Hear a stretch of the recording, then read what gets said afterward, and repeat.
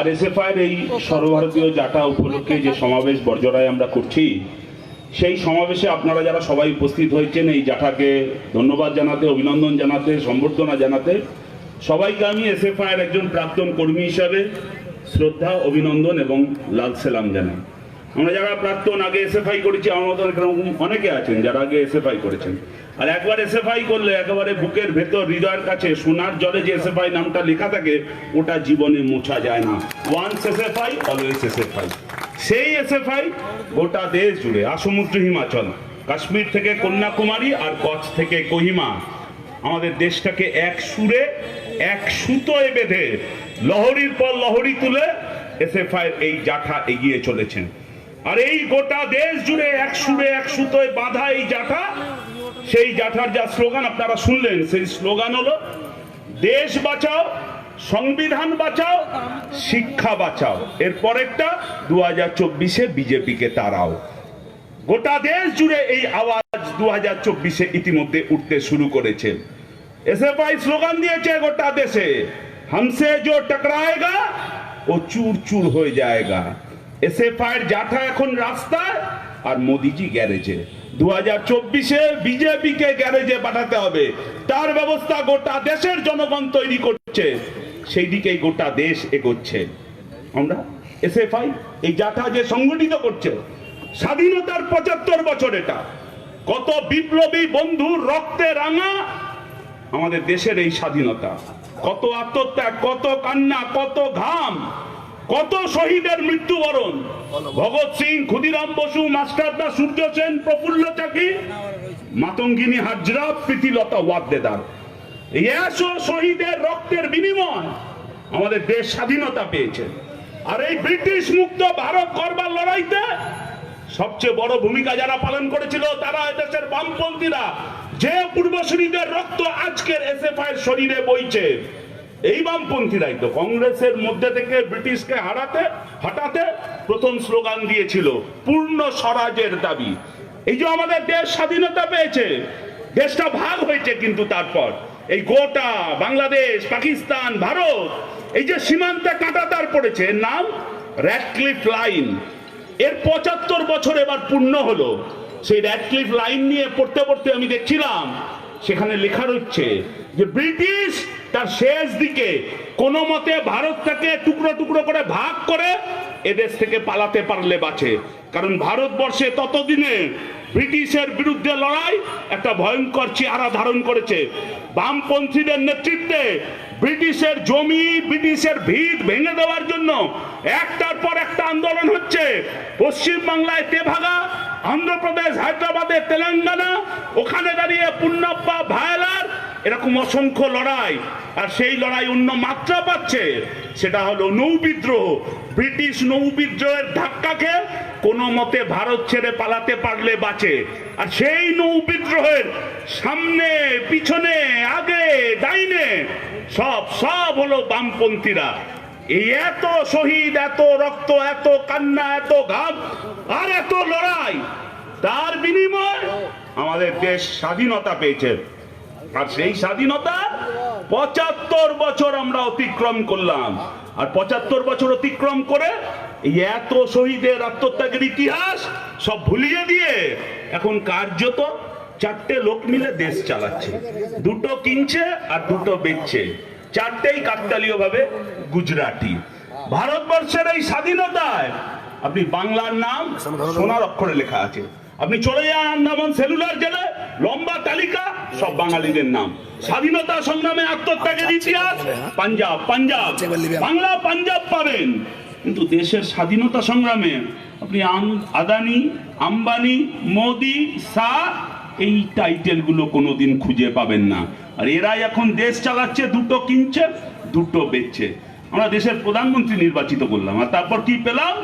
বড়লোক বাবার বকাটা ছেলেরা যেরকম হয়, আমাদের দেশের মানুষ যে সম্পদগুলো এই দেশটাকে তৈরি করার জন্য তৈরি করেছে, স্বাধীনতার পর হয়েছে, এতদিন ধরে ভারতবর্ষের এই সম্পদ, সেগুলো সব এই বড়লোক বাবার মতন, বড়লোক বাবার বকাটে ছেলের মতন কর্পোরেটের কাছে বেছে দিচ্ছে আমাদের দেশের প্রধানমন্ত্রী। কাকে নির্বাচিত করলেন প্রধানমন্ত্রী? ভোটে জিতিয়ে প্রধানমন্ত্রী নির্বাচিত করলাম আর পেলাম চিপসের প্যাকেট, মাল কম হাওয়া বেশি। যত বেশি মন কি বাত বলে তত বেশি কাম কি বাত বলে না। এটা গভর্নমেন্ট চলছে না একটা প্রাইভেট লিমিটেড কোম্পানি? প্রতিকুটা বলছিল গোটা দেশ জুড়ে আপনারা স্লোগান তুলেছেন এসএফআই, ন্যাশনাল এডুকেশন পলিসি বাতিল করো। মুদ্রা কথা, ভ্যালো করি মাখো তেল। কর্পোরেট, ব্যবসায়ী, প্রাইভেট সংস্থা তারা সবক্ষণ কলেজ, বিশ্ববিদ্যালয়, স্কুল চালাবে, আর ওখানে পয়সা থাকলে আপনি পড়তে পারবেন। মেধা ফেধা ওখানে কোনো ব্যাপার না। সেই ন্যাশনাল এডুকেশন পলিসি চালু করতে চাইছে। বেসরকারি হাতে গোটা শিক্ষা প্রতিষ্ঠানগুলো তুলে দেবে। গরিব ঘরের ক্ষেতমজুর, দিনমজুর, কৃষক, শ্রমিক, সেই ঘরের ছেলেমেয়ে তারা পড়াশোনার দরজায় পৌঁছাতে পারবে না। Private university, private school, private college, private বিদ্যালয়, এই নিয়েই গোটা দেশটা চলবে। আর শুধু প্রাইভেট নয়, আর এই সব শিক্ষা প্রতিষ্ঠানের মাথায়, সে ইউজিসি হোক, সে রিসার্চ হোক, অন্যান্য সব সংস্থা, তার মাথায় বসে থাকবে আরএসএস। ভারতবর্ষের ইতিহাস, সংস্কৃতি, ভূগোল, অতীত সব কিছু পাল্টে দেবে। সেই ন্যাশনাল এডুকেশন পলিসি চালু করতে চাইছে এই মোদিজির সরকার। শুধু এনইপি নয়, ভারতবর্ষের সরকার নতুন প্রজেক্ট আনছে, ন্যাশনাল মনিটাইজেশন পাইপলাইন, এনএমপি। মোদ্দা কথা কি, 2026 সালের মধ্যে, 24 সালের মধ্যে সরকার 26 লক্ষ কোটি টাকা সরকারি কোষাগারে তুলবে। কিসের বিনিময়? আমাদের দেশের মানুষের রক্তে গড়া সম্পদগুলো বিক্রি করে জামাই ষষ্ঠীর থালার মতন কর্পোরেটের কাছে সাজিয়ে রাখা হবে। যেটা খুশি তুলে নাও, কি নেই তাতে। 26,000 কিলোমিটার জাতীয় সড়ক, 400 খানা রেলের স্টেশন, 109 জোড়া ট্রেন, 900 খানা কয়লা খনি, 31টা বিমানবন্দর, 25টা জাহাজ বন্দর। বিক্রি হবে, বিক্রি হবে। এখন যেটুকু খরচা করে এই শিক্ষা খাতে, সামাজিক সুরক্ষার জন্য দেশের সরকার যেটুকু খরচা করে, উলুবনে মুক্তর মতন খুঁজে পাওয়া যায় না। সরকার টার্গেট করছে সেই টাকাটুকুও তোলা হবে আমাদের দেশের সেরা রাষ্ট্রায়ত্ত সংস্থাগুলো, আমার আপনার করের টাকায়, রক্ত, কান্না, ঘাম জল করা টাকায় যেগুলো তৈরি হয়েছে সেগুলো বিক্রি করে। ইতিমধ্যে এরকম অসংখ্য সংস্থা বিক্রি করে দেশের সরকার 1,75,000 কোটি টাকা সেটা গভর্নমেন্ট কোষাগারে তুলেছে। এটা গভর্নমেন্ট না প্রাইভেট লিমিটেড কোম্পানি? দালালি। এই দালালির পরিণতি আমাদের দেশের সরকারি শিক্ষা প্রতিষ্ঠানগুলো সব বেসরকারি হয়ে যাবে, ব্যাংক বেসরকারি হয়ে যাবে, রেল বেসরকারি হয়ে যাবে, বিমা বেসরকারি হয়ে যাবে, বিএসএনএল বেসরকারি হয়ে যাবে। এলআইসির মতন সংস্থা 74 লক্ষ কোটি টাকার সম্পদ, সেই এলআইসির সম্পদ খোলা বাজারে মুড়ি মুড়কির মতন তার শেয়ার বিক্রি হবে। আর এর পরিণতি এই যে আপনারা যারা এসএফআই করেন, সবার জন্য, শিক্ষার জন্য লড়ছেন, শিক্ষার সংবিধানের অধিকার পৃথিবীর ইতিহাসে কবে কোন অধিকার বিনা সংগ্রামে চেয়ে পাওয়া যায়? কখনোই নয়, কোনোদিনও নয়। অধিকার কেড়ে নিতে হয়, অধিকার লড়ে নিতে হয়। সেই সংবিধানের অধিকার শিক্ষার জন্য আপনারা লড়াই করছেন। পড়াশোনা শেখার পর তো কাজ চাই, কাজ। আর আজকে গোটা দেশ জুড়ে ভারতবর্ষ একটা বেকারত্বের মহামারী দেখছে। করোনার থেকে সবচেয়ে বড় মহামারীর নাম এখন ভারতবর্ষে বেকারি। শুধুমাত্র জুন মাসে 1,30,00,000 মানুষ নতুন করে কাজ হারিয়েছে, বেকার হয়ে গেছে। আমাদের দেশ 45 বছরের মধ্যে হাইয়েস্ট আনএমপ্লয়মেন্টের রেকর্ড তৈরি করেছে। আর এই মালিকের দালালি করে যে সরকার দেশের মাথায় বসে রয়েছে, সেই দালাল সরকার বোঝে যে বেকারের যত সর্বনাশ তত মালিকের পৌষ মাস। তাই দেশের সরকার কার্যত নিয়োগ বন্ধ করে দিয়েছে। আমাদের বিভিন্ন রাজ্য আর কেন্দ্রীয় সরকারের সরকারি দপ্তরে শূন্য পদ কত আছে? রাজ্যে যদি থাকে 60 লক্ষ, কেন্দ্রের সরকারের আছে 60 লক্ষ। 1,20,00,000 কালকে এগুলোতে রিক্রুটমেন্ট করতে চায়, কিন্তু ওই রিক্রুটমেন্ট সব বন্ধ। মালিকের দালালি করতে হবে। মালিক জানে যত বেকারের সর্বনাশ তত মালিকের পৌষ মাস।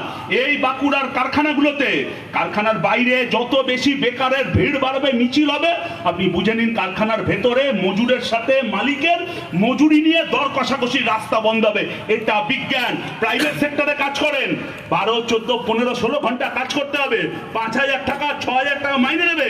আপনি প্রতিবাদ করতে পারবেন না, দর কষাকষি করতে পারবেন না, কারণ অনেক ছেলে মেয়ে আপনার জন্য হত্যা দিয়ে পড়ে রয়েছে ওরকম চাকরিটা পাওয়ার জন্য। তাই মালিকের দালালি করতে এই বেকারের সমস্যা জিয়ে রেখেছে। পড়াশোনা করে শিক্ষিত ছেলে মেয়ে কোথায় যাবে? আর এই কর্পোরেটের দালালি করার পরিণতি ভারতবর্ষ কোন জায়গায় পৌঁছেছে? 104, ফিফার র্যাঙ্কিং আমরা 104-এ আছি। আর ক্ষুধার্ত মানুষের তালিকায় গোটা পৃথিবীর মধ্যে ভারতবর্ষ 116টা দেশের মধ্যে 110 নম্বরে। ভুটানের মতন ছোট্ট দেশ সেটাও আমাদের থেকে এগিয়ে রয়েছে।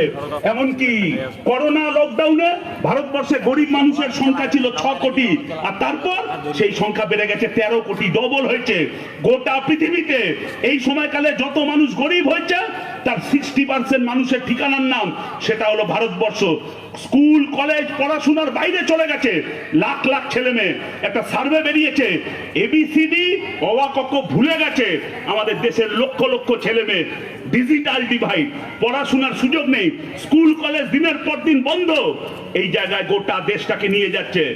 এইখান থেকে দেশকে রক্ষা করার জন্য এই যে এসএফআই সব জায়গায় নেমেছে, আজকে স্লোগান উঠছে, কথা উঠছে, বামপন্থীরা দুর্বল হয়েছে। বামপন্থীরা দুর্বল হয়নি, মানুষের ঐক্য দুর্বল হচ্ছে। মানুষের ঐক্য যত সতেজ হবে, তাজা হবে, তত তত আপনি বামপন্থীরা শক্তিশালী হবে আর গোটা দেশ জুড়ে এর বিরুদ্ধে লড়াই তীব্র হবে। তাই 2024 এখন সব অংশের মানুষ, শ্রমিক, কৃষক, ছাত্র, যুব, মহিলা, তারা তারা তারা সবাই আজকে এক হচ্ছে। আর সেখানে একটাই স্লোগান, जो सरकार निकम्मी है वो सरकार को बदलनी है। আম্বানি, আদানি, মোদি, শাহ তারা আমাদের দেশ বানায়নি। অনেক রক্ত, কান্না, ঘাম ঝরিয়ে এই দেশ তৈরি হয়েছে। কোন বানায়া হিন্দুস্তান? ভারত কি মজদুর, কিষান, নওজওয়ান। আজকে তাদেরকে এক করার কাজ।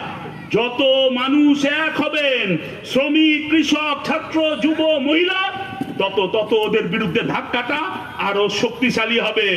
আপনি যত এক হবেন, ওরা চেষ্টা করবে আপনাকে ভাগ করবার জন্য।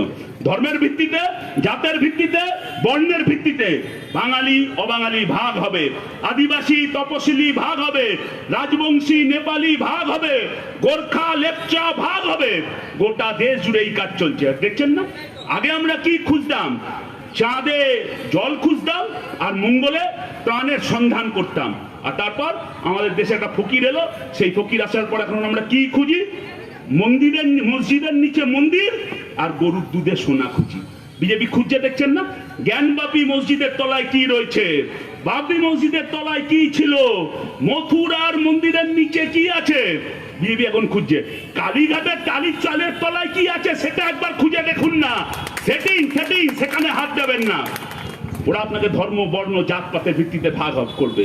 আর আমরা বলছি মানুষকে ওই ধর্ম, বর্ণ, জাত পাতের ঊর্ধ্বে গিয়ে রুটি রুজি জীবন জীবিকার লড়াইতে এক থাকতে হবে। আর রুটি রুজি জীবন জীবিকার লড়াইতে যদি এক থাকেন, তাহলে ওই লড়াই দিয়ে ধর্মীয় মেরুকরণের লড়াইকে হারানো যায়। প্রমাণ হয়েছে। এই যে উত্তরপ্রদেশ, কিছুদিন আগে পর্যন্ত গোটা উত্তরপ্রদেশ, বিশেষ করে পশ্চিম উত্তরপ্রদেশ, মানুষের মধ্যে মানুষের বিভাজন, মোহাম্মদ আখলা, গো মাংস, দাঙ্গা, হিন্দু মুসলমানকে খুন করছে, মুসলমান হিন্দুকে খুন করছে, কেউ কাউকে বিশ্বাস করছে না। এই যে মানুষের মধ্যে অবিশ্বাসের বাতাবরণ মেটানো গেল, সেই মানুষ এক হলো কিসের বিনিময়? কৃষক আন্দোলন।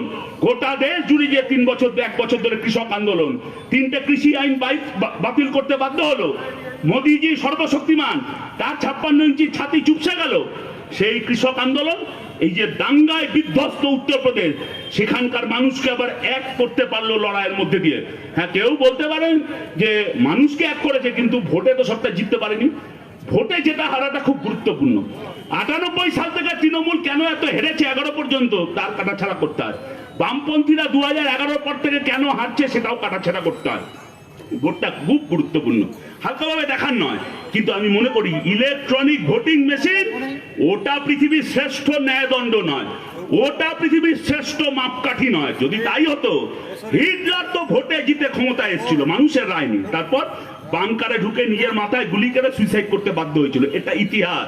মুসলিনি ইতালির মাটিতে, মুসলিনি যখন ক্ষমতায় আসছে তখন মুসলিনির নামে দেওয়ালে দেওয়ালে লিখে রাখা হতো, মুসলিনি ইজ অলওয়েজ রাইট। মুসলিনি সব সময় ঠিক, ওর কোনো ভুল নেই। আর তারপর সেই মুসলিনিকে ইতালির মানুষ ল্যাম্প পোস্টে রাস্তায় ঝুলিয়ে দিয়েছিল। আমি বলছি যে মুসলিনির সঙ্গে ওই জুতো ছোড়ার ঘটনা, সুব্রা টুডু, হুবরা ঘুরুয়ের, ওটার মিল খুঁজবেন কি খুঁজবেন না, ওটা আপনাদের ব্যাপার, আমি সে কথার মধ্যে যাব না। কিন্তু পৃথিবীর ইতিহাসে ইলেকট্রনিক ভোটিং মেশিন ওটা শেষ কথা বলে না। কিন্তু আমরা বলছি যে এই যে ভোট ভোট তার বাইরে দাঁড়িয়ে এই এই উত্তরপ্রদেশের মানুষকে এই এই এই রুটি রুজি জীবন জীবিকা কৃষক আন্দোলন সেটা এক করতে পারলো। কিন্তু আমাকে এই এত কথা আপনাদের বর্জরার এসএফআই এর জাঠায় বলতে হচ্ছে, তার কারণ পশ্চিমবাংলার রাজনীতিতে মন্দির মসজিদ দাঙ্গা হিন্দু মুসলমান এসব তো আমরা কোনোদিন দেখিনি। 2016 এখানে সুজিত দা জিতেছে, 2011 আমরা হেরেছি। এসএফআই এর সঙ্গে কলেজে কলেজে সিপির লড়াই হয়েছে, টিএমসিপির লড়াই হয়েছে। রাজনীতি কিসের ভিত্তিতে হতো? এসএফআই কলেজে আরো বেশি উন্নয়নের কথা বলবে, আরো নতুন অনার্স চালু করবে, কত এইট ফান্ড দেওয়া যায়, কত ফ্রি স্টুডেন্টশিপ দেওয়া যায়, কত নতুন নতুন সাবজেক্ট চালু করা যায়। টিএমসিপি তার রাজনীতির কথা বলবে। এই তো রাজনীতির লড়াই হবে। রুটি রুজি জীবন জীবিকার ইস্যু, উন্নয়নের ইস্যু, স্কুল কলেজের ইস্যু, রাস্তাঘাটের ইস্যু, পানীয় জলের ইস্যু, বিদ্যুতের ইস্যু, জল বেরিয়ে যাওয়ার ইস্যু, চাকরির ইস্যু, কাজের ইস্যু, এইটাই রাজনীতির বিষয় ছিল পশ্চিমবাংলায় আগে। এই পশ্চিমবাংলা সেই তৃণমূল। তারপর তৃণমূল বুঝলো যে রাজনীতি উন্নয়ন, এই রাজনীতি করে বামপন্থীদের সঙ্গে লড়াইতে টিকে থাকা যাবে না। তার জন্য পশ্চিমবাংলায় সাম্প্রদায়িকতার রাজনীতি আনো। তার জন্য আমাকে এত বক্তৃতা করতে হচ্ছে। এই যে ধরুন আমরা আমাদের বাংলা, এখানে বহু বাঙালি আছেন, বহু অবাঙালি আছেন, বহু আদিবাসী আছেন, বহু তপশিলি আছেন, গোর্খা আছে, লেপচা আছে, রাজবংশী আছে। কিন্তু আমরা যে যা করি, যা বর্ণ জাতি ভাষা যাই হোক, আমরা যখন এই পশ্চিমবাংলার ভূগোলের মধ্যে থাকি আমরা বুঝি যে বাংলার সংস্কৃতি, বাংলার রাজনীতি, বাংলার সমাজ, বাংলার অর্থনীতি ভারতবর্ষের কোনো রাজ্যের সঙ্গে মেলানো যায় না। নানা ভাষা, নানা মত, নানা পরিধান, বিবিধের মাঝে দেখো মিলন মহান, এটাই বাংলার ঐতিহ্য। আর সেই বাংলায় এখন ভোট হচ্ছে হিন্দু মুসলমানের ভিত্তিতে, দাঙ্গার ভিত্তিতে, মন্দির মসজিদের ভিত্তিতে। তৃণমূল মুসলমানের ঠিকে নিয়েছে যেন, আর বিজেপি যেন হিন্দির ঠিকে নিয়েছে। পশ্চিমবাংলায় এই রাজনীতি কোনোদিন দেখিনি। এই বিজেপিকে পশ্চিমবাংলায় টেনে আনা, জ্যোতিবাবু বলতেন না তৃণমূলের অনেক পাপ আর অপরাধ আছে, সব পাপ ধুতে হবে, প্রতিকূল যেভাবে বলছিল সে ভবিষ্যতে প্রমাণ হবে। কিন্তু সবচেয়ে বড় অপরাধ বিজেপির মতন একটা পার্টিকে পশ্চিমবাংলায় টেনে আনলো কে? তা হলো তৃণমূল কংগ্রেস। বড়বাজারের পার্টি ছিল, দুটো কাউন্সিলর ছিল না, একটা পঞ্চায়েতের মেম্বার ছিল না, সে 18টা এমপি জিতে গেল, 77টা এমএলএ, যদিও প্রতিদিন কমছে, ঘরোয়া করে তৃণমূলে চলে যাচ্ছে, সংখ্যাটা আসলে কত কেউ জানে না। কিন্তু এই বিজেপিকে পশ্চিমবাংলায় টেনে এনে তৃণমূল যেটা করলো সেটা হলো এই সাম্প্রদায়িকতার রাজনীতি চালু করলো, হিন্দু মুসলমানের রাজনীতি চালু করলো, জাত পাত ধর্ম বর্ণের রাজনীতি চালু করলো, যা রাজনীতির ইতিহাসে পশ্চিমবাংলায় কোনো দিন ছিল না। কিন্তু এই চাষ করার জমি, সেটা তো সবচেয়ে বেশি পশ্চিমবাংলায় উদ্বৃত্ত জমি, উর্বর জমি। আমি তার ডিটেল কথার মধ্যে যাব না। 75 বছরের স্বাধীনতা, অনেক শহীদের রক্ত কান্না ঘামের বিনিময়ে স্বাধীনতা, এই স্বাধীনতা আমাদের গর্ব, এই স্বাধীনতা আমাদের সাহস। কিন্তু এই স্বাধীনতা আমাদের একটা যন্ত্রণা দিয়ে গেছে, সেটা হলো দেশটা স্বাধীন হয়েছে কিন্তু দেশটা টুকরো হয়ে গেছে, ভাগ হয়ে গেছে, সীমান্তে কাঁটাতার বসেছে। বিজেপির জন্ম যার হাত ধরে, শ্যামাপ্রসাদ মুখোপাধ্যায়, তার ডায়লগ ছিল, ভাষণ ছিল, you Jawaharlal you divide India, I Shyamaprasad I divide Bengal. বাংলাকে ভাগ করার কি আনন্দ! ওপার বাংলার উদ্বাস্তু মানুষের লক্ষ লক্ষ স্রোত, মাথা গোজার ঠাঁই নেই, জমি বাড়ি ছেড়ে চলে আসতে হচ্ছে, আর শ্যামাপ্রসাদ মুখোপাধ্যায়রা উল্লাস করছে। বাংলাকে বারবার পিছিয়ে দেওয়া হয়েছে। এই যে ভারতকে ভাগ হয়েছে, সবচেয়ে বড় টার্গেট হয়েছে বাংলা। এ নতুন কিছু নয়, ব্রিটিশের আমল থেকে বাংলা তো ব্রিটিশের রাজধানী ছিল, দিল্লিতে নিয়ে চলে গেল, কোনো ভৌগোলিক কারণ নেই। তারপর অন্যান্য আরো নানান ভাবে বাংলাকে পিছিয়ে দেওয়ার চেষ্টা হয়েছে। নাহলে আপনি ভাবুন তো, বাংলার সংস্কৃতি ইতিহাস মানে কি? এশিয়ার মধ্যে প্রথম মেডিকেল কলেজ কোথায় হয়েছিল? আমাদের এই বাংলায়, কলকাতা মেডিকেল কলেজ। এশিয়ার মধ্যে প্রথম বিশ্ববিদ্যালয় কোথায় হয়েছিল? আমাদের বাংলায়, কলকাতা বিশ্ববিদ্যালয়। এশিয়ার মধ্যে প্রথম বিজ্ঞান গবেষণার কেন্দ্র কোথায় হয়েছিল? আমাদের বাংলায়, Jadavpur association for cultivation science. সেই বাংলাকে তিল তিল করে পিছিয়ে দেওয়া হলো। তৃণমূল করলো, বিজেপি করলো, বিজেপির আগে কংগ্রেস করলো। গোটা বাংলার মানুষের সঙ্গে বঞ্চনা। বামপন্থীদের সরকার, কেন্দ্রের সরকার বারবার বঞ্চনা করলো, তারপরেও বামপন্থীরা এগিয়েছে, পশ্চিমবাংলাকে সাজিয়ে তোলার চেষ্টা করেছে। এই এত এত বেকার যুবকের কাজের জন্য বামপন্থীরা এই বর্জনার সবচেয়ে উঁচু বাড়িটা ছাদে উঠে বাঁকুড়া শহর, বাঁকুড়া জেলার যতদূর পর্যন্ত আপনি দেখতে পাবেন, যা দেখবেন সব সাফল্য বামপন্থীদের। এখানকার স্কুল কলেজ রাস্তা ঘাট উন্নয়ন সব বামপন্থীরা। বামপন্থীরা মানে হলদিয়া পেট্রোকেমিক্যালস, বামপন্থীরা মানে বক্রেশ্বর, বামপন্থীরা মানে মেজিয়া, বামপন্থীরা মানে ইলেকট্রনিক্স কমপ্লেক্স সল্টলেকের, বামপন্থীরা মানে রাজারহাটের নিউ টাউন, বামপন্থীরা মানে সেকেন্ড হুগলি ব্রিজ, বামপন্থীরা মানে দুর্গাপুর এক্সপ্রেসওয়ে। বামপন্থা ছাড়া আর কোনো পশ্চিমবাংলার এই অগ্রগতি হয়নি। 10 বছরে পশ্চিমবাংলা পিছিয়েছে। ধর্ম, বর্ণ, জাত পাত রাজনীতি করে পশ্চিমবাংলাকে তছনছ করে দিয়েছে। মানে আমার যে কথাটা আমি বলছিলাম যে পশ্চিমবাংলায় সাম্প্রদায়িকতার রাজনীতি করা অনেক সহজ, কারণ দেশটা ভাগ হয়েছে। স্বাধীনতার পর ধর্মের ভিত্তিতে ভাগ হয়েছে, হিন্দু মুসলমানের ভিত্তিতে ভাগ হয়েছে। ওপার বাংলার মানুষ এপার বাংলা এসছে, এপার বাংলা থেকে কম গেছে, তারা দাঙ্গার আগুন দেখেছে। আর এই দেশ ভাগ, হিন্দু মুসলমান, ধর্মীয় পরিচিতি, এই সবের কারণে ভারতবর্ষের মধ্যে কোনো রাজ্য যদি সবচেয়ে সাম্প্রদায়িক উত্তেজনা প্রবণ হয়ে থাকতো তো তার নাম ছিল পশ্চিমবাংলা। কিন্তু 34 বছরের বামফ্রন্ট সরকার, এখানকার বামপন্থী আন্দোলন, এসএফআই এর মতন সংগঠনগুলোর চেতনা আর এখানকার মানুষের লড়াই কোনোদিন সাম্প্রদায়িক উত্তেজনা প্রবণ পশ্চিমবাংলাকে সাম্প্রদায়িকতার কাছে হার মানতে দিয়েছে? 92 বাবরি মসজিদ আমরা হার মানিনি, 84 শিখ দাঙ্গা আমরা হার মানিনি। বাংলা মানে ওপার বাংলা নোয়াখালীতে দাঙ্গা হয়েছে, কিন্তু এপার বাংলার কৃষক, হিন্দু মুসলমান দুজনে একসাথে কাঁধে কাঁধ মিলিয়ে যোদ্ধার আর জমিদারের বিরুদ্ধে রক্ত দিয়ে তেভাগার ইতিহাস লিখেছে। এইটা বাংলার সংস্কৃতি। সেই সংস্কৃতিকে তছনছ করছে তৃণমূল কংগ্রেস। রক্ষা করতে হবে আমাদের বামপন্থীদের, বাংলার মানুষকে সঙ্গে নিয়ে। এখন কেউ যদি আমাকে বলেন যে আপনি বলছেন তৃণমূলের এত খারাপ কাজ, কিন্তু এই তৃণমূলই তো 2021 সালে 213টা সিট নিয়ে অ্যাবসলিউট মেজরিটি নিয়ে সরকারে এলো। আমরা বামপন্থীরা বলি হ্যাঁ 213টা সিট নিয়ে বিধানসভায় অ্যাবসলিউট মেজরিটি তৃণমূল পেয়ে হয়েছে। কিন্তু সেদিনই আমরা বলেছিলাম দিনটা কেমন যাবে সকালটা দেখলে বোঝা যায়। তৃণমূল 213টা সিট নিয়ে জিততে পারে, কিন্তু সেদিনই আমরা বলেছিলাম সব চোর সাধু হয়ে যাবে না। আজকে তার প্রমাণ পেয়েছেন। যাদের ব্যাঁকা লেজ সেটা ব্যাঁকাই থাকে, অত সহজে সোজা হবে না। আর 2021 থেকে 2022 গোটা তৃণমূল কংগ্রেস রাজ্যটাকে তছনছ করে দিয়ে চলে যাচ্ছে। স্কুল কলেজগুলো লাটে উঠে যাচ্ছে। গ্রামে শহরে প্রাইমারি স্কুল নেই সরকারি, হায়ার সেকেন্ডারি মাধ্যমিক স্কুল সেগুলো লাটে উঠে যাওয়ার জোগাড়। সমস্ত স্কুল কলেজ বিশ্ববিদ্যালয় সরকারি ব্যবস্থাপনা সেগুলো সব লাটে উঠে যাচ্ছে পশ্চিমবাংলার বুকে দাঁড়িয়ে। এখানে পড়াশোনা করতে গেলে আপনি শুধু গরু পাচার, কয়লা পাচার আর অনার্স পাচার, তৃণমূলের ছাত্র পরিষদের নেতারা যে অনার্স পাচার করে লাখ লাখ টাকা লুট করছেন, তোলা তুলছেন, এটাও আমাদের একটা ভয়ঙ্কর বিপদের দিকে পশ্চিমবাংলাকে নিয়ে যাচ্ছে।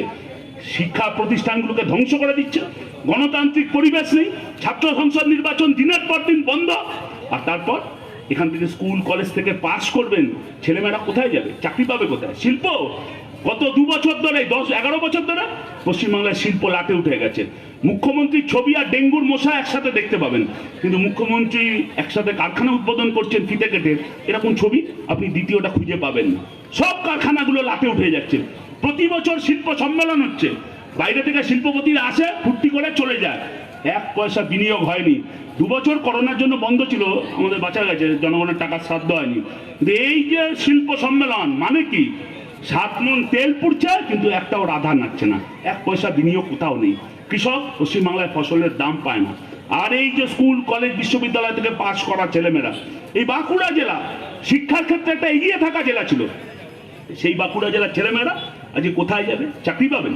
কোথায় চাকরি পাবেন? এই যে রাস্তায় পুলিশ আর সিভিক ভলেন্টিয়ার যেমন 4 চাকা, 6 চাকা, 8 চাকা, 10 চাকা লরির রেট বেঁধে দিয়েছে, উড়ন্ত লরি থেকে ছুটন্ত টাকা সিভিক ভলেন্টিয়ার আর পুলিশ রোজগার করে, তেমনি এখন পশ্চিমবাংলায় SSC, PSC, WBCS, group D তার রেট বেঁধে দিয়েছে। ঘুষ না দিলে কোনো সরকারি চাকরি হবে না। চাকরির পরীক্ষা দিনের পর দিন বন্ধ। চাকরির পরীক্ষা হলে রেজাল্ট বেরোচ্ছে না, আর রেজাল্ট বেরোলে এরকম ঘুষ দিতে হবে। কবে পর দিনের পর দিন পরীক্ষাগুলো বন্ধ। Group C, group D, primary, SSC, WBCS, PSC, college service commission, মাদ্রাসা সার্ভিস কমিশন, একটা ছেলেমেয়ের চাকরি হচ্ছে না। 500 দিন ধরে কলকাতার রাস্তায় পড়ে রয়েছে ছেলেমেয়েগুলো, আর সরকার সেদিকে তাকাবার সুযোগ পাচ্ছে না। উল্টে এই চাকরি বিক্রি করে রক্ত নিংড়ানো টাকায় তৃণমূলের নেতারা এখন ফুর্তি করছে। ফুর্তি নমুনা দেখছেন না? 60 বছরের বুড়ো লোক, তার একটা 20 বছরের বান্ধবী। নৈতিক অধিপতন কাকে বলে সেটা আমাদের সামনে দেখতে হচ্ছে। এই চাকরি বিক্রি করা ছেলে মেয়েগুলো কি যাবে, কোথায় যাবে? চাকরি নেই, কাজ নেই, শিল্প নেই। তৃণমূল কংগ্রেস এই সুযোগটা নিচ্ছে। কয়লা পাচার, গরু পাচার, লোহা পাচার সিন্ডিকেট করে তৃণমূলের এক অংশের নেতা বিরাট বিরাট টাকা তৈরি করেছেন, কালো টাকার পাহাড় বানিয়েছে। এই টাকা ওরা রক্ষা করবে, এই টাকাকে আরো বাড়াতে হবে। আর এই টাকাকে রক্ষা করার জন্য এই সিন্ডিকেটের মাথারা এরা কম বয়সী অল্প অল্প হলেও কিছু ছেলেকে এই সিন্ডিকেটের মধ্যে টেনে নিয়ে এসছেন। তাদেরকে দিয়ে মস্তানি করাচ্ছে, তাদেরকে দিয়ে গুন্ডামি করাচ্ছে, তাদেরকে দিয়ে তোলাবাজি করাচ্ছে, তাদেরকে দিয়ে সিন্ডিকেট রাজ চালাচ্ছে। আর এই ছেলে মেয়েগুলো কত টাকা পাচ্ছে তৃণমূলের হয়ে এইসব করে, দালালি করে? 5,000 6,000 টাকা পায়। এই টাকায় সংসার চলে বলুন তো? বাড়িতে মাথা উঁচু করে দাঁড়ানো যায়? বিয়ে করা যায়? প্রেমিকা থাকলে সেও পালিয়ে যেতে বাধ্য হবে। কোথায় যাবে, কোথায় যাবে? আমরা বলছি স্থায়ী কাজ আর পেটে ভাতের ব্যবস্থা করুন। এই যে করোনা লকডাউন মানুষকে পথে বসিয়ে দিয়েছে। আমরা সেই সময় বামপন্থীরা দাবি করেছিলাম 7,500 টাকায় মানুষগুলোকে দিন। ইনি বিনি টাপা টিনি, দাদামণি দিদিমণি এলোমেলো করে দে মা, লুটে পুটে খাই। অনেক টাকা লুট করেছি। শুধু পেট্রো পণ্য থেকে কেন্দ্রের সরকার বছরে 8 লক্ষ টাকা রোজগার করে। রাজ্যের সরকার পেট্রোল ডিজেলের উপর সেচ বসিয়ে কয়েক কোটি টাকা, 8 লক্ষ কোটি টাকা রোজগার করে কেন্দ্রের সরকার। রাজ্যের সরকার কয়েক কোটি টাকা রোজগার করে। আমরা বললাম এই টাকা থেকে কিছু টাকা বাঁচিয়ে 7,500 টাকা করে গরিব মানুষগুলোকে করোনা লকডাউনের সময় দিন। কিন্তু এর মধ্যে 2021-এর ভোট চলে এলো। দিদিমণিকে প্রধানমন্ত্রী, মুখ্যমন্ত্রী হতে হবে। দিদিমণি চালু করে দিলেন লক্ষ্মীর ভান্ডার, সবার কাছে 500 টাকা। বলেন এই 500 টাকা দিচ্ছি, এই টাকা দিয়ে আমাকে ভোট দিতে হবে, ভোটে জেতাতে হবে, মুখ্যমন্ত্রী হতে হবে, তবে 500 টাকা চালু থাকবে। এখন আবার 2024 পর্যন্ত মুখ্যমন্ত্রীর খোয়া বলো প্রধানমন্ত্রী হওয়া। বলছে প্রধানমন্ত্রী হতে পারলে ওই টাকাগুলো অবধি চলবে, আর নাহলে রইলো ঝোলা, চললো ভোলা। আমরা বললাম এই টাকাগুলো কার থেকে দিচ্ছেন? তৃণমূলের গরু পাচারের টাকা, তৃণমূলের কয়লা পাচারের টাকা, তৃণমূলের সিন্ডিকেট পাচারের টাকা, কোথা থেকে এই 500 টাকা দিচ্ছেন? পয়সা হ্যায় হামারা আপকা, নেই কিসি কা বাপ কা। ওই টাকা জনগণের টাকা, জনগণের জন্যই দিচ্ছেন। আরে আরে সেই টাকা দিয়ে তৃণমূল এখন বলছেন ভোট দিতে হবে, ভোট ওই 500 টাকা পেলেই ভোট দিতে হবে। এই 500 টাকায় চিড়ে ভেজে 103 টাকা কেরোসিন তেলের লিটার, 105 টাকা পেট্রোলের লিটার, 99 টাকা ডিজেলের লিটার, 1200 টাকা রান্নার গ্যাস, 180 টাকা মুসুর ডাল, 210 টাকা সর্ষের তেল, 500 টাকায় এই চিড়ে ভেজে না। আর আমাদের ঘরের মা বোন সেই লক্ষ্মীদের জন্য আপনার বরাদ্দ 500 টাকা। আর পার্থ চ্যাটার্জির ঘরের লক্ষ্মী, তার ঘরে 50 কোটি টাকা। অনুব্রত, লক্ষ্মী, সরস্বতী, কার্তিক, গণেশ মিলিয়ে সম্পত্তি 500 কোটি টাকা। টাকা টাকা উঠছে, আর আমাদের মা বোনেদের জন্য 500 টাকা। বাইরের সমস্ত লক্ষ্মীদের জন্য আপনার দয়া 500 টাকা, আর নিজের ঘরের লক্ষ্মী খোঁজ নিয়ে দেখুন। মুখ্যমন্ত্রী ভাইয়ের বউ এবারের কর্পোরেশন, কলকাতা কর্পোরেশনের ভোটে দাঁড়িয়ে চলে হিসাব দিয়েছে হলফনামায়, সেখানে দেখাচ্ছে ওর ব্যাংক অ্যাকাউন্টে কয়েক কোটি টাকা আছে। জমির কোনো ঠিক নেই। কালীঘাটে 35টা প্লট কিনেছে, ভবানীপুরে প্লট কিনেছে, বোলপুরে জমি আছে, উড়িষ্যায় জমি আছে। এই যে দেখছেন বাঁকুড়াকে ভাগ হবে না, জেলা করবে শুনছি। বিষ্ণুপুর এইটুকু একটা জেলা, তাকেও ভাগ করে জেলা করবেন। আমি বলছি এত দরকার কি? এই 35টা প্লট নিয়ে কালীঘাটে যে জমিদারি তৈরি করেছেন সেইটাকে নিয়ে একটা জেলা বানিয়ে দিন। ওই 35টা প্লট কালীঘাটে তাকে নিয়ে, আর নাম দেবেন কি? তোলাগড়। তোলাগড়, তোলাবাজি চলে ওখানে, তাই ওই নামটা তোলাগড় দেওয়া ভালো। এই তো গোটা রাজ্য জুড়ে তৃণমূলের তোলাবাজি চলছে, গোটা রাজ্য জুড়ে এই সিন্ডিকেট। আর এই গরিব মানুষকে 500 টাকা দেওয়ার কথা, আর নেতারা তাদের ফ্যামিলির লোকেরা কোটি কোটি টাকা, কেউ 50 কোটি, কেউ 500 কোটি। চুরি এইসব নাকি বলা যাবে না, এসব বললে নাকি গায়ে লাগছে। আপনি দেখলেন সৌগত রায়, তৃণমূলের বিরাট এমপি, অধ্যাপক নেতা। অসৎ সঙ্গে নরকবাস কাকে বলে তো সৌগত রায়কে দেখলে বোঝা যায়। একটা অধ্যাপক, তার মুখের ভাষা টিকে থাকতে পারবে না জানে সৌগত রায়, ওই জন্য ওই ভাষায় কথা বলতে সে এখন শিখছে। সে কি বললো যে আমাদের বামপন্থীদের যারা তৃণমূলকে চোর বলছেন তাদের চামড়া, পায়ের গায়ের চামড়া দিয়ে জুতো বানানো হবে। সৌগত রায়ের মাথায় জুতোটা হঠাৎ মনে করলো কেন? শুধু জুতো কেন, অন্য কিছু তো মাথায় এলো না। আসলে ওই পার্থ চ্যাটার্জিকে লক্ষ্য করে সুব্রত ঘরুই সেই জুতোটা ছোড়ার পর তৃণমূল নেতাদের শয়নে, স্বপনে, জাগরণে জুতো জুতো জুতো, এই জুতোই ঘুরছে। ভবিষ্যতে কি হবে আমরা জানি না। তবে আমরা জানি এই গরিবের চামড়ায় বড় লোকের জুতো হয়েছে, বড় লোকের ঢাক বাজিয়েছেন। আমাদের চামড়ায় তবু জুতে হবে, আর তৃণমূলের চামড়া গন্ডারের চামড়া, কোনো কাজে লাগবে না, নির্লজ্জ বেহায়া। সেই সৌগত রায় তিনি আবার বলেছেন কি, যে আমরা যদি তৃণমূলের সবাইকে চোর বলা হয় তাহলে কিন্তু আমরা রাস্তায় নেমে প্রতিবাদ করবো, রুখে দাঁড়াবো, প্রতিরোধ করবো, পুলিশকে লেগলিয়ে দেবো, যেরকম হামলা করবে তার ভয় দেখাচ্ছেন। তা আমরা বলছি সৌগত রায়ের কথা শুনে তৃণমূলের সবাইকে চোর বলবেন না, সব চোরেদের তৃণমূল বলবেন, তাহলে এই ব্যাপারটা অনেকটা সহজ হয়ে যায়।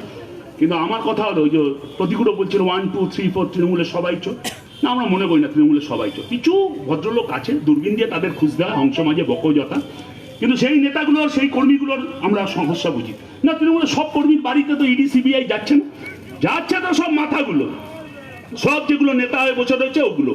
আর সেই নেতাগুলোর চুরি, নৈতিক অধঃপতন, 60 বছরের লোকের 20 বছরের বান্ধবী, এই সব দেখে তৃণমূলের সাধারণ কর্মীরা মান সম্মান আত্মসম্মান নিয়ে তারা রাস্তায় বেরোতে পারছেন না। তাই তৃণমূলের কর্মীদের জন্য আমরা বলি, আমরা একটা কিছুদিন একটা মিছিল করছিলাম, সেখানে তৃণমূলের নেতা এসে বললেন যে দেখুন তৃণমূল দল চোর এটা বলুন, তা আমাদের ব্যক্তিগত কাউন নামে চোর বলবেন না। কেন বলবো? তৃণমূলের সবাই চোর না? নিশ্চয়ই না, দু একটা ভদ্রলোক আছে, বেশিরভাগটাই চোর। আমি এই কথাটা অনেক জায়গায় বলি যে বিভিন্ন রাজনৈতিক দলের আন্ডারে কিছু সমাজবিরোধী চোর জোচ্চোর এইসব ছত্রছায়া, সেটা পৃথিবীতে বারবার প্রমাণ হয়েছে। কিন্তু সব চোর জোচ্চোর লম্পট লুম্পেন নিয়ে একটা দল হতে পারে, সেটা তৃণমূলকে না দেখলে বোঝা যেত না। কিন্তু তারপরে আমরা মনে করি যে তৃণমূলের অনেক কিছু লোক ভদ্র আছে। ওই যে বলছে তৃণমূলের সবাই চোর বলুন, আমাদের নাম ধরে বলা যাবে না। আমি বলছি তো এমনি তো লোকে ডাকতো না, তারপর দাঁড়িয়ে তবু একটা নাম ধরে ডাকছে, এরপর আর ডাকবে না, খুঁজে পাওয়া যাবে না। কিন্তু কেন তৃণমূলের সব লোককে আমরা কর্মীদের চোর বলবো? কিন্তু আমরা আবারও বলছি, তৃণমূলের সেই কর্মীরা যারা এই নেতাদের নৈতিক অধঃপতনের কারণে রাস্তায় তৃণমূল কর্মী পরিচয় দিয়ে বেরোতে লজ্জা পান, আপনাদের জন্য বলা, প্রবাদ শোনেন তো, প্রবাদই হয়, কিন্তু প্রবাদের সঙ্গে একটা উপমা যুক্ত থাকে। অনেক সময় সত্যি ঘটনাকে প্রবাদ উপস্থাপন করে।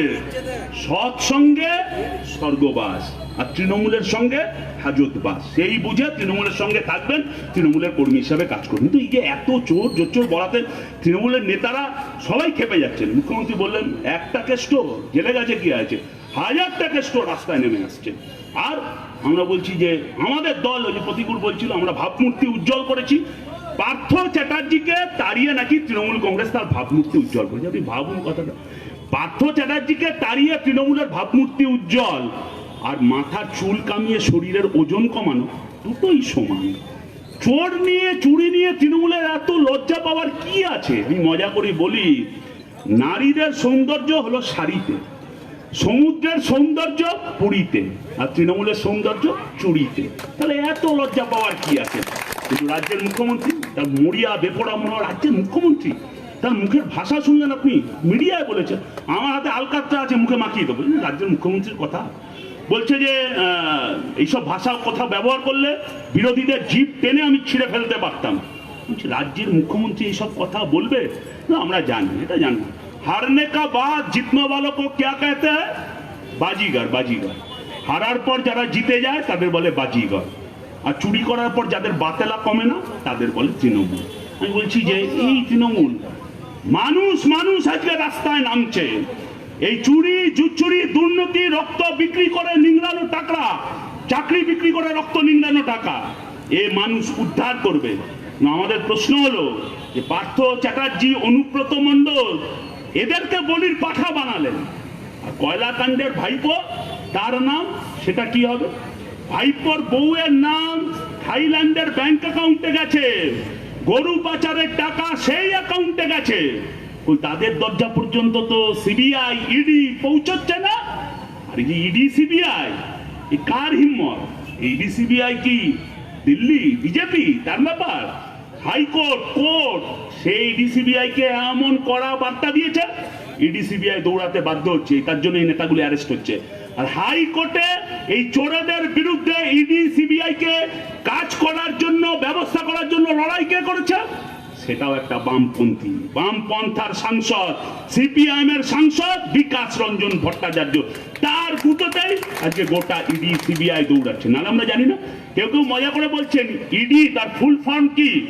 এবার দিদি। আমরা বলছি না, ওটা যদি সহজ হতো, ইডি মানে এবার যদি দিদি হতো তাহলে কুণাল ঘোষ কবে বলেছিলেন যে সারদার সবচেয়ে বড় বেনিফিশিয়ারির নাম রাজ্যের মুখ্যমন্ত্রী, এতদিনে জেলে থাকার কথা ছিল। 2016 পর সব নেতাদের জেলে থাকার কথা, সেখানে ইডি সিবিআই। আমরা বলছি ইডি সিবিআই যদি সেটিং করেন, যদি ভাইপোর বউকে বাঁচানোর জন্য অনুব্রত আর পার্থ চ্যাটার্জিকে শুধু বলির পাঠা, শুধু এঘাট ওঘাট ঘুরবেন, কালীঘাটের দরজা পর্যন্ত যাবেন না, এর বিনিময়ে জগদীপ ধনকরকে ভোটে জেতানো হবে। দ্রৌপদী মুর্মু রাষ্ট্রপতি নির্বাচিত হলো, আগে বললে কেন তৃণমূল সমর্থন করত সেই বার্তা দিলেন। আর যখন ইডি সিবিআই দৌড়াদৌড়ি করছেন, তখন ইনি বিনি টাপাটিনি আর দাদামণি দিদিমণি দিল্লিতে সেটিং করছেন। ইডি সিবিআই অফিস পর্যন্ত দরকার হলে ঘেরাও করা হবে, মানুষ যাবে ইডি সিবিআই অফিসে, সেই অফিস ঘেরাও করে মানুষ বসে থাকবে। জনগণের টাকা, গরিব মানুষের টাকা, সেই টাকা উদ্ধার করতে হবে। তার জন্য লড়াই। তৃণমূল কংগ্রেস এ রাজ্যের মানুষের সঙ্গে, মানুষের সমর্থন নিয়ে সেই মানুষের সঙ্গে বিশ্বাসঘাতকতা করেছে। কেউ আর তৃণমূল কংগ্রেসকে বিশ্বাস করে না। এই সবচেয়ে বড় বিশ্বাসঘাতকতার শিকার অনেক সব অংশের মানুষ, বাঙালি, অবাঙালি, হিন্দু, মুসলমান, আদিবাসী, তপশিলি, রাজবংশী, সবাই তৃণমূলের বিশ্বাসঘাতকতার শিকার হয়েছে।